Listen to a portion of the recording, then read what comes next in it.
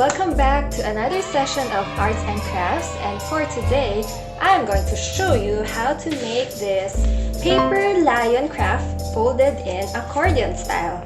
This is so easy to do, and you can add this to your collection of paper fan animals similar to what we did before. This one, if you remember, the wise owl craft. I would link that video here in case you want to revisit that tutorial. So can you guess what story in the Bible is our craft inspired from today? Aha, you're right! It's the story when Daniel was being thrown into the lion's den. Did anyone actually thought of Noah's Ark?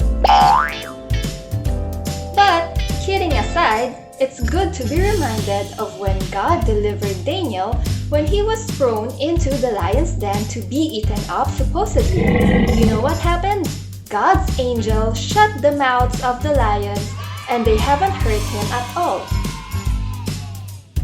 Amazing, isn't it? You can find more about this story in the book of Daniel chapter 6. So now let's head on to our crafts tutorial. In this video, I am using a yellow cardstock which is a bit thick. But feel free to explore on other softer types of paper for lesser pressure in folding. So I'll be leaving notes in the video for our instructions in this craft tutorial. Have fun making your craft! And oh, please don't forget